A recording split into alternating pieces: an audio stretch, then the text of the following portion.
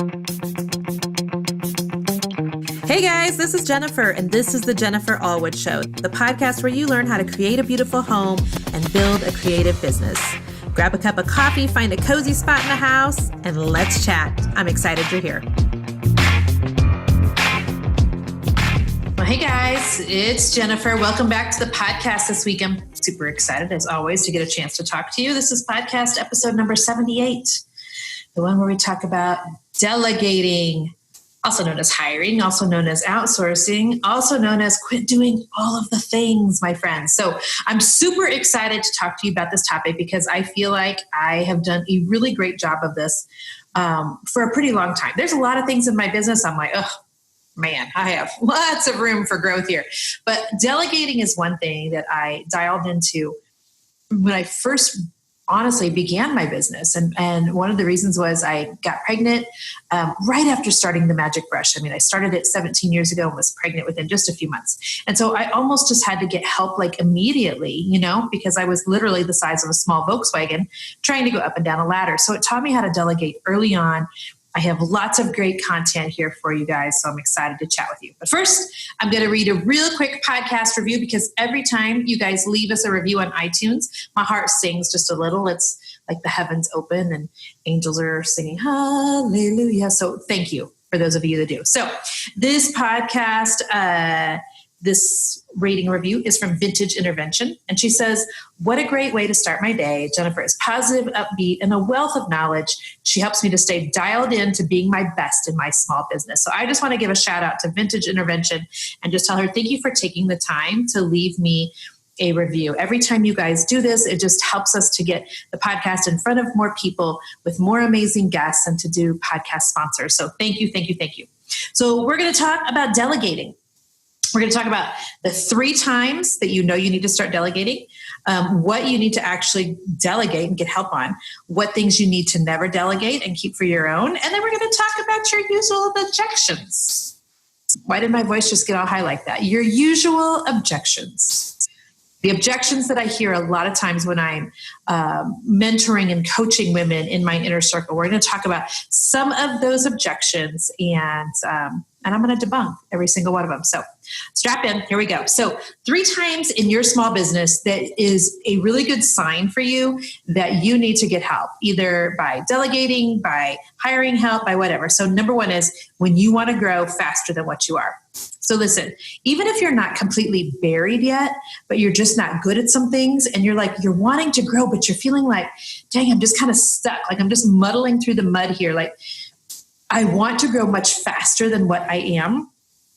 What do I do? Do I post on Facebook more? Do I do Instagram stories like Jennifer was talking last week? And if you did not, by the way, listen to that podcast, you need to. It's just on last week's episode.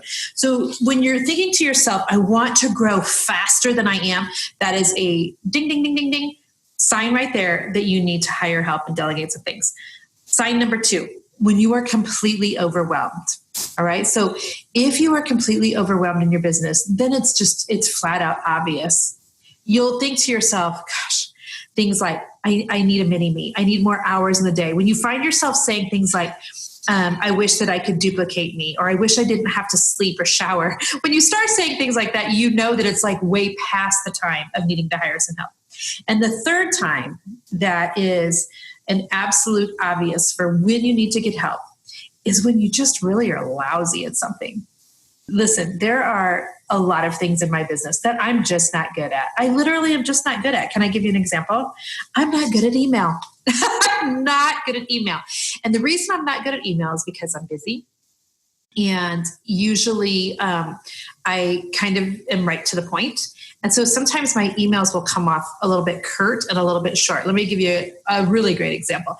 So a while back, one of the pastors at our church sent us an email. They sent it out to a bunch of different people, just asking us if we were able to be at a meeting that they were having for a new Bible study that we were getting ready to do. So they just said, comment below if you're unable to come. And so I just hit reply and typed unable to come. And they were like, okay, that was, Jen okay? And my husband was like, yeah, she's totally okay. And they were like, oh, she just, that's what I end up doing. I end up like emailing really like short 1-word answers, not a lot of fluff. etc. And so I stink at being fluffy in emails. Is that the way that I can say it? I'm not an email fluffer. Please don't tweet that. And so for me, I know that that's an area where I am weak in. And so if you have an area of your business that you are weak in, something that you stink at, then that's where you want to be hiring for help. Okay. So second part of this podcast is, well, what do we get help on? Okay. Well, I'm going to give you all sorts of examples. Okay. Number one, if you are someone who is in my Inner Circle coaching group or my Creators Roadmap course, you're going to already know what I'm about to tell you. If you are a business owner, I think that you should also be having a house cleaner. And I have tons and tons of reasons why. Listen, ladies, you are not going to lose your mom card or your wife card if you have somebody else mop your floors. When you are trying to build your business, your energy needs to be focused on what you need to do to get your product, your service, your whatever in front of more people so that you can make more money for your family. It is no longer the best use of your time for you to be doing things that you could be blessing someone else who's great at cleaning, who loves it, and who needs that extra income, who's trying to feed their family. Like that is, you need to focus on the things that only you can do. You need to stay in your lane. I am firmly a believer that when you have a business, you can no longer do all the things. You just can't. Your life is now different. And if you're wanting to put the correct amount of emphasis that your business needs to grow, you're going to have to give up some of the things that perhaps even you love doing, but that takes up way too much of your time. House cleaning is often one of them. And you guys have no idea the number of emails and DMs that I get from women all across America who are like, I just hired somebody to clean my home for the first time and I just want to cry. I'm so relieved. And I'm like, girl, what did I tell you? What did I tell you? We have had somebody cleaning our house for 12 years. For 12 years, and I feel zero guilt about it. Just because I am not the one who is dusting the living room does not make me any less of a wife or a mother. I have a business to run, and so my time is better spent working on that. Okay, so that's one thing you can get help on. Another thing, anything in your business that really gives you anxiety. So if there's things in your business that make you feel really super anxious, I'll go back to my email example. There was a time before I hired Vicky, best assistant on the planet. By the way, I'll just mention that there is a special place in heaven for her. When I hired her 4 years ago, I would open up my email, you guys, and I would just feel so anxious because, as you remember me telling you a little earlier, I'm not real great at email. So I'd open it, and there's 100 emails, 200 emails that need gone through. And I'd start that feeling of like, oh gosh, like what can I do to avoid this? And so when you have things in your business that give you anxiety, you really need to look at those things as things that you could hire help on. Things that make you want to just like shoot yourself in the foot. Things that make you want to cuss. Things that make you like think you're going to lose your salvation. Those are the things. Not literally, by the way, lose your salvation. That's just me making it funny. But those are the things that you want to look at first. What are the things that you just have to grit your teeth and get it done? Because the truth is this, you guys, if you are that anxious about doing those things, you're probably not doing them very good. I mean, let's really be honest. There's things that I'll gut out and grit my teeth and get through, but I know I'm not the best at it. So those are the things you could find help on. Another thing, anything you stink at, building your website, trying to word your social media, making Pinterest pins. Those are all things that I stink at. And I, by the way, have a computer degree. My degree, I graduated top of my class with a degree in computer-based information systems. So it's not like I don't know my way around a computer. But the truth is I literally stink at half of the things. So those are great things to hire out. Number 4, anything that does not generate income for your business is something that you could be getting help on. Things like shipping, things like packaging, things like, order fulfillment. What else am I trying to think of here? The making of the Pinterest pins, the things that are not income generating are things that you need to be getting help on. And the last thing that I want you to seriously think about getting help on, and I am as serious about this as I am about a house cleaner, get help on your bookkeeping and your accounting, my friends. Listen, if you want your business to pay you like a business, You have to treat it like a business. If you're going to continue treating your business like a hobby, it's going to continue paying you like a hobby. Legit businesses have people doing the books and the accounting. And for those of you who are creative entrepreneurs and you're listening to the sound of my voice right now, your brain was not designed to do the numbers. Like when you think about all the things you're good at, right? Like you're good at picking out paint, you're good at making crafts, you could sew a little, maybe you can bake a little, but you're good at throwing together an outfit, you're good at, putting together your house and decorating the kitchen and all the things. Like you were not wired then to sit down and put numbers into a calculator most of the time. Like that is not where God gifted you. So hire somebody to keep your butt out of jail with the IRS, to make sure that your books are on the up and up, to keep your business operating like a business, and stop avoiding it because A, you're scared to spend the money, and B, you're scared to make that official step. If you want to be an official business, you need to act like an official business and have somebody taking care of the numbers for you. Can I get a yes and an amen? Whew, mama just got passionate. Okay, so what things should you not get help on? What things should you not be delegating? And I have a couple of great things here, okay? The things that only you can do. The things that require your voice. So for me, I can't hire out my podcast. Nobody else can sit down and make this content and tap into my brain and actually speak it for me. I have to do that. I have to be the one that's writing my book proposal right now. I want to be the one that's writing out my Facebook post so that it doesn't sound like somebody else. I have to be the one that's doing my Instagram stories. Those are things only I can do. But all the other things, somebody on my team can be doing.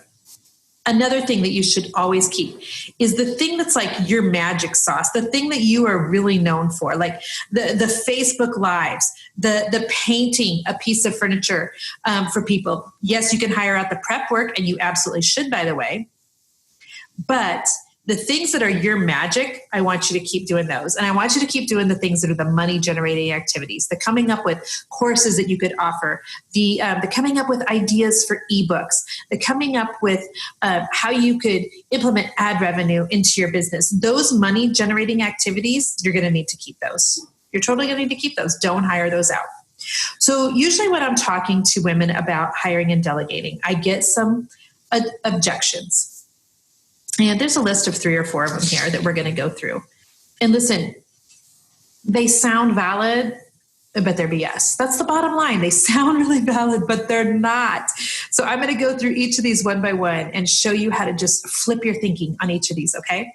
So the number one thing people say about hiring help and delegating is that I can't afford it. And here's what I say to every single one of them.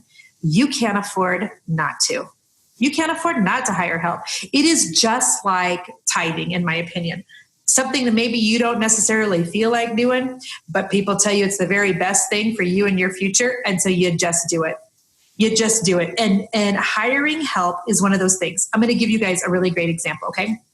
When we first hired our house cleaner years ago, and I've used this example for years, and we had her come into the house and she would, clean from top to bottom, and it would take her 6 hours. Now listen, it would have taken me 12 hours, you guys. Why? Because squirrel, distraction, phone ringing, looking for cleaners. We're out of cleaners, running to the grocery store. My friend Rachel calling in the middle of it. Like there's so many reasons that I would stretch it out from 6 hours to 12 hours. I would have on my pissy pants. I would be, cleaning toilets and wondering why, I have boys that can't hit the middle of the toilet. Does that make sense? Can I get any other moms know what I'm talking about? And I would just feel angry on the inside. All right.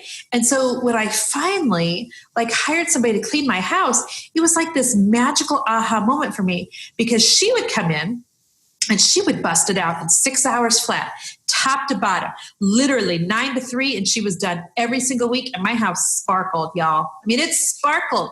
And so here is the kicker. She would charge me $125 for 6 hours. We're in a different house now, and the cost is different, but this was my really great example. Well, back then is when I charged $100 an hour to paint. So I would pay her $125 an hour. She would come into my house and she would have it clean in 6 hours. During that time, I could be out painting and make $600 in the same 6 hours. Does that make sense? Like, so many people think, well, I can't afford, to hire a house cleaner. I can't afford to hire help.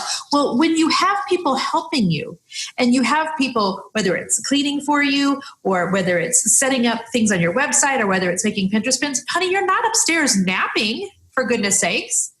During that time that you would have normally been spent struggling through those things or having on your very own pissy pants, you will instead be doing things that only you can do, that are helping you to stay in your lane, that are generating revenue for your business. Does that make sense? So you can't afford not to hire help. Number 2 objection that I'll get from women when I'm talking about delegating and hiring is, well, nobody does it as good as me. Friends, listen, I'm going to tell you this with all the love in my heart, but that is totally a poverty mindset. It usually also comes from a place of fear. The truth is, I think sometimes people wonder, what if they actually do it better than me? I think people are also scared of, what if I'm not a good enough teacher? Like, what if I don't do a great job of teaching and I can't get it like out of my brain and into my mouth to be able to like teach people how to do, or I think that we use that nobody does it as good as me as an excuse, but the truth is it's really just lined in a lot of other baloney. So worrying that nobody's going to do it as well as you is completely a poverty mindset. You can train them to do it well. And the truth is, some of them may even be better at it than what you are. They probably should if it's stuff that you're lousy at anyway. So that excuse won't fly with me at all. Third reason or objection that people will use is, well, I need to do it all in order for it to be mine. I can remember talking to women back when I owned a painting company, and they felt like, and they were other people in the industry, and they would feel like they needed to be the one in a client's home doing everything. They needed to do the consultation. They needed to do the sample boards. They needed to order the supplies. They needed to deliver the supplies to the client's home. They needed to do every layer, the faux finish on the walls or the cabinet painting or whatever. Most of the time, those are 4 to 6 layers each. Let's just be honest. They needed to be the one to go back and pick up all the supplies, to get the check, to thank the client and be done. And I was like, friends, that's totally pride. You don't need to be the one doing all the things. Is Colonel Sanders at KFC cooking your chicken at every location? Absolutely not. Is Joanna Gaines the one who's actually posting the things for sale on her website? Absolutely not. You thinking that you have to do it all for the business to be yours is a matter of pride. The bottom line is that's a matter of pride. It is still your business if you let other people do parts of it.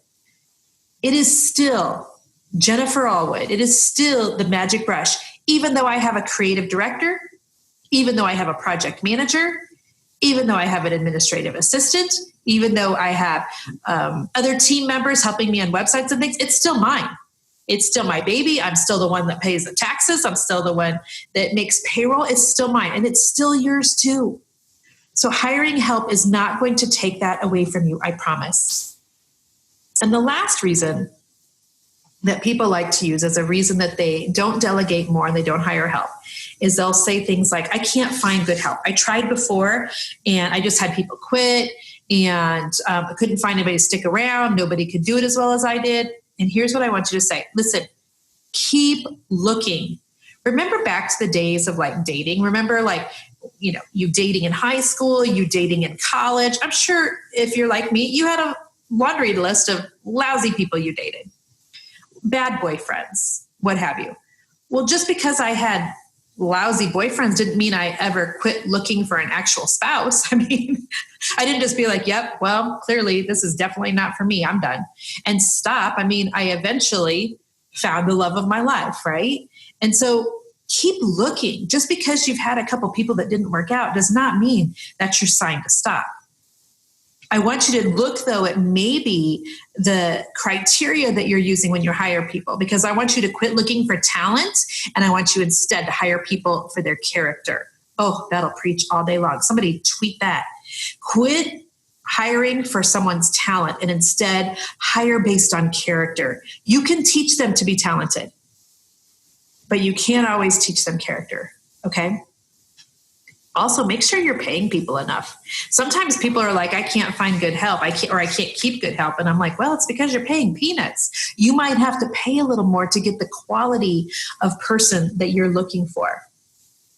Remember, you guys, when you're hiring help, this is not a permanent decision. So few things on this side of heaven are permanent, and hiring and delegating is definitely not one of them. If you hire somebody and it's not working out, is it an awkward conversation to undo that and let them know it's not working out? Well, of course it is, because we're all human beings, and who really likes that sort of, confrontation and discussion that would need to be had? But it's not permanent. You can undo anything. You can undo anything. So yes, you can find good help. Keep looking. Keep looking. All right. At the end of the day, my friends, I'm telling you that keeping it all, doing it all, it'll keep you small.